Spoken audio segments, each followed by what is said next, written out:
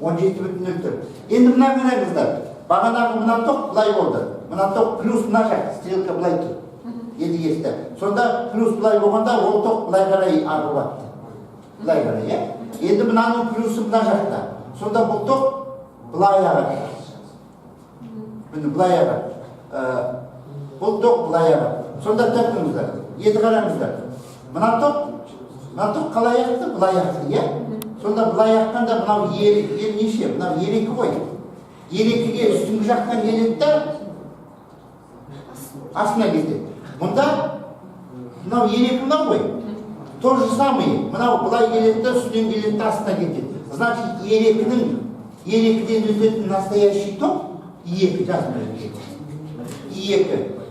Екі настоящий былай болады. И екіде екі. Жоқ, қанша бағана қанша? Бірде екі ма? Анже бірде екі ме? Бағана схемамыз қайда? Мін, иә. И бір екі.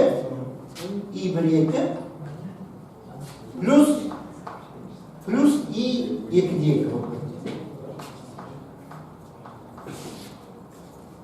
И бірде екі қанша?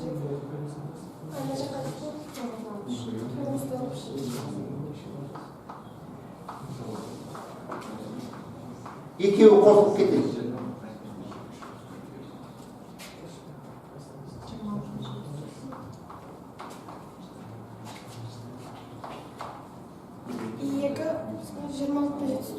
Ол мінекей қараңыздар. Міне осы жер қызық, Айжан, қарашы. Бағана біз мынаумен есептегенде бір тоқ, мынадан өтетін тоқ біреу шықты. Бұлар бойынша екеу. Ал тоқтардың таңбасы, знаки. Учитывая знаки, мы нашли, что здесь мынау ерекіден өтетін тоқ екеуі қосылады да, сонда үлкен тоқ болып шығады.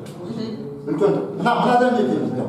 А қазір қызық болады. Енді мынадан өтетін тоқ есептейміз қазір. Сонда қара, бер қарай. Мынадан өтетін тоқ есептегенде қазір мына тоқ былай, е? Мінекей былай, сонда былай кетті. Ал мына тоқ мына жерден шығып былай кетті. Мына жерден шығып былай кетті. А мына жерде мына былай келіп былай кетті. Сонда қазір мынаны есептегенде, ана бірінші тоқтан мынау екінші тоқ қайтеді? Алынып тастайды. Мынадан есептегенде, ана бірінші есептегенімізде мынау екінші алынып тастайды. Ал енді мынадан есептегенде, бірден есептегенде, қайтадан мынау былай кетті, мынау қалай кетті? Тоже солай. Сонда мынау бірден есептегенде тағы да қосылады, мынау қосады.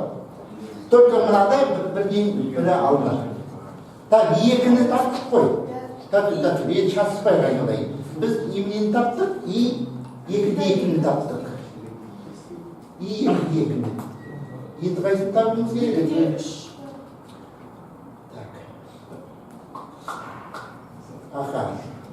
екіде үш, екіде бір табымыз керек.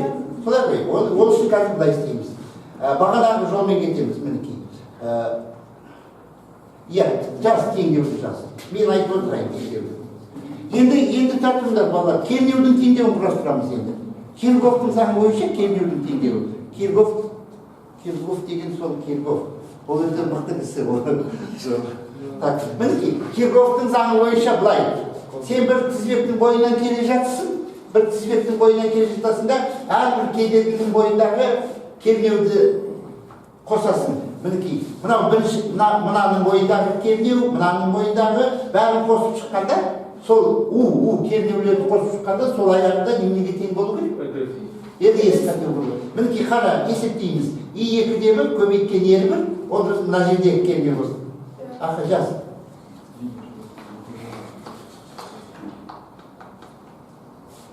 И2-де бір, көбейткен, мынау келе жатыр, мына тоқ.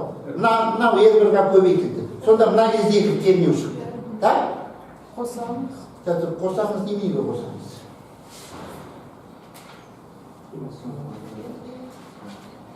Жаңа біз нені таптық емес па? И2-де.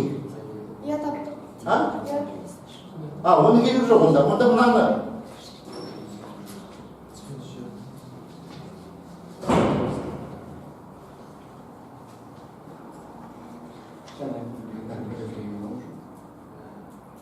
мынаны біз қазір таппағанымыз қайсысы? 2-де 3. 2-де 1 жоқ. 2-де 3 жоқ,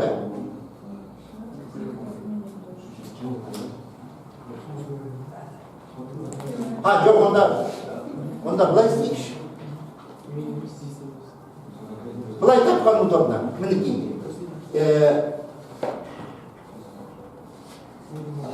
И 2-де 2-ні көбейт E2-ге. Мынау келгенді алайын. И 2-де 2 көбейт E2. Так? Көбейттім ғой, Содан кейін минус дейсің, минус. И 2-де 3 көбейтесің E3-ге. Сол E2-ге тең болады. Так, енді осы теңдеу бізге пайдалы ма? Осы үште не табамыз? 2-де 3 табамыз. Бітті, все. 2-де 3 табамыз. Сосын есеп шығарылды, все. Так, ну что, нені байқадыңыздар? Жаңағы осы үлкен есептің екінші бөлігі онда бүгін көрмейміз. Келесі жолға қалады. Келесі жолға қалмайды, анау келіскеніміз бойынша екінші группада шығарамыз, сонда екі групптан сосын.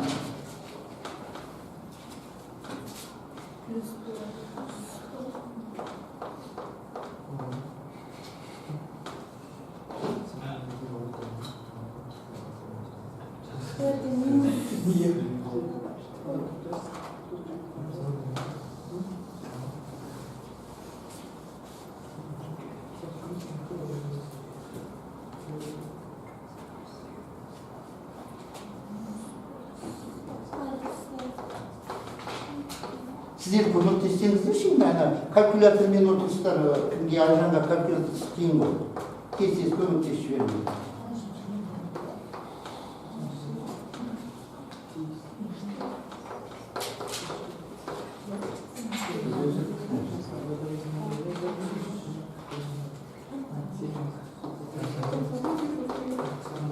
Ал табындар ең тез.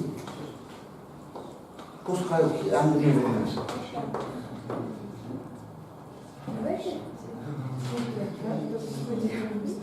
Минус 4,18.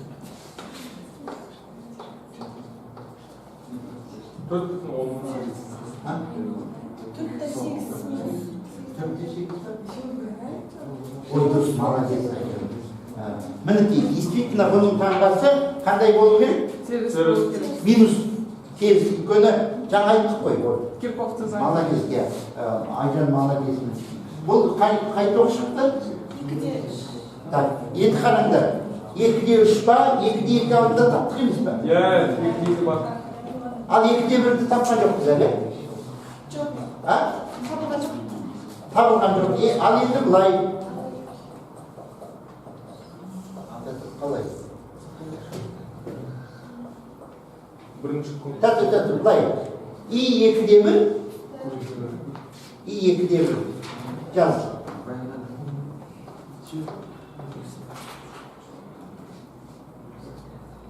И 2-де 1-ді жерде бұлай кетіп барады, Мынау оған келе жатыр. Мынау келе жатыр. Сонда бұлай болады. И 2-де 1 тең. Так. Тең. И 2-3. И 2-3. Қосылған И 2-2. Қосылған И 2-2. Енді бұл жерде мен сіздерге ескерте кетейін. Бер қараңыздаршы мінекей. Мына жерде біз былай істеп отырмыз. Айтам деп қойшы. Мынау И 2-де 1-ді біз мына жерге әкеп былай кетіп жатыр, Мынау мына жақтан былай келе жатыр. Ал мынау тоже келе жатыр. Сондықтан қазір мына жерде біз екеуін қосқанда мынаның минус таңбасын минус не минус плюс деп аламыз. Өйткені ол минус просто показывает, что он идет бағыт. И 2-де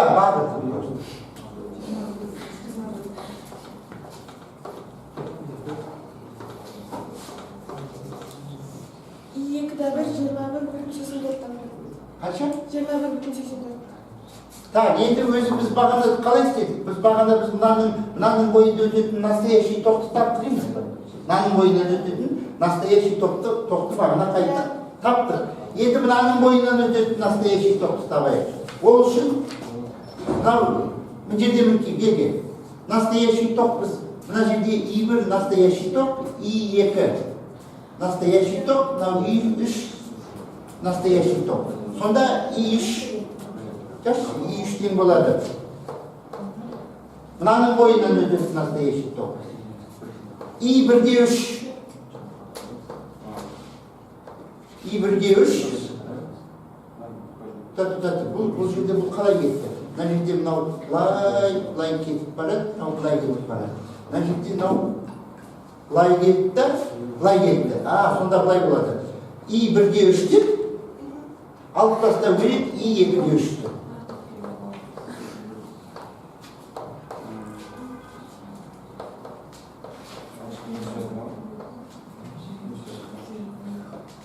Минустан емес, плюс қойма. Минус 4 десеңіз ғой, Плюс. плюс қойма. Жоқ, қазір алып тастағанда ана минусты ұмытасың. Өйткені анау просто показывает обход по часовой.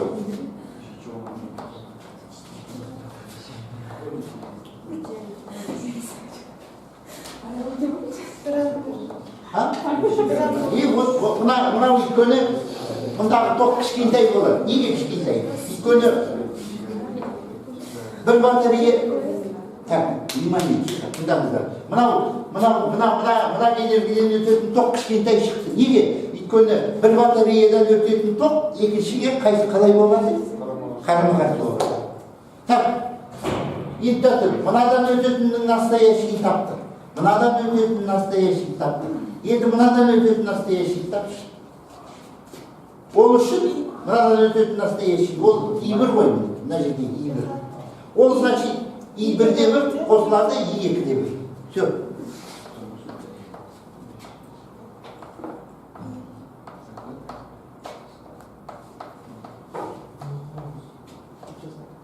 Қосылады, өйткені қараңдар. Мынау былай келе жатыр. Мына жерде то же самое қалай? Былай. Кішкентай балалар кейт ойнағанда бай деп. Солай бай болып кетті ғой. Өстіп сабақты балалар қалай оқу керек? Кішкене көңілді оқу керек. Сонда миға қонады.